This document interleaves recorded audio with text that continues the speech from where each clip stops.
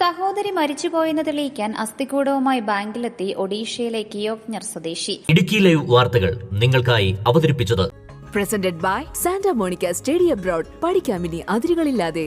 സഹോദരിയുടെ അക്കൗണ്ടിലുള്ള 19,300 രൂപ പിൻവലിക്കുന്നതിന് വേണ്ടിയാണ് 50-കാരനായ ജീത്തു മുണ്ട പ്രാദേശിക ബാങ്കിലെത്തിയത്. പട്ടന ബ്ലോക്കിലെ മലിപ്പോസി ബ്രാഞ്ച് ഒഡീഷ ഗ്രാമീൺ ബാങ്കിലാണ് ഞെട്ടിക്കുന്ന സംഭവം നടന്നത്.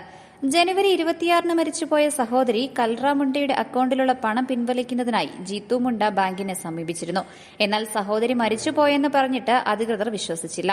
മാത്രമല്ല, സഹോദരിയുടെ സാന്നിധ്യത്തിലല്ലാതെ പണം വിട്ടുതരില്ലെന്നും അറിയിച്ചു. ഇതോടെയാണ് ജീത്തു മുണ്ട സഹോദരിയുടെ കുഴിമാടം തുറന്ന് അസ്ഥികൂടവുമായി ബാങ്കിലേക്ക് എത്തിയത്. ജീത്തു മുണ്ട ബാങ്കിലെത്തി അസ്ഥികൂടം അധികാരികൾക്ക് മുന്നിൽ വയ്ക്കുകയായിരുന്നു. ബാങ്ക് പറയുന്ന നിയമപരമായ പ്രശ്നങ്ങൾ അറിയാത്തതുകൊണ്ടാണ് ജീത്തു ഇത്തരമൊരു കാര്യം ചെയ്തതെന്ന് Patna police station inspector Kiran Prasad Sahu പറഞ്ഞു. ജീത്തു നിരക്ഷരനായ ഒരു ഗോത്രവിഭാഗക്കാരനാണ്.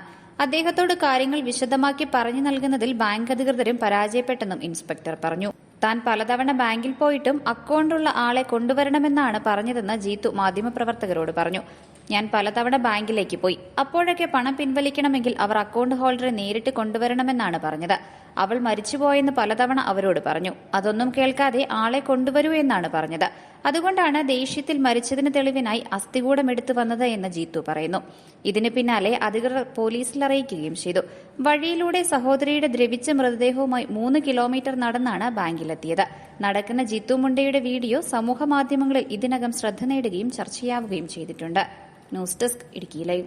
ഇടുക്കി ലൈവ് വാർത്തകൾ നിങ്ങൾക്കായി അവതരിപ്പിക്കുന്നത് presented by Santa Monica study abroad. പഠിക്കാമിനി അതിരുകളില്ലാതെ.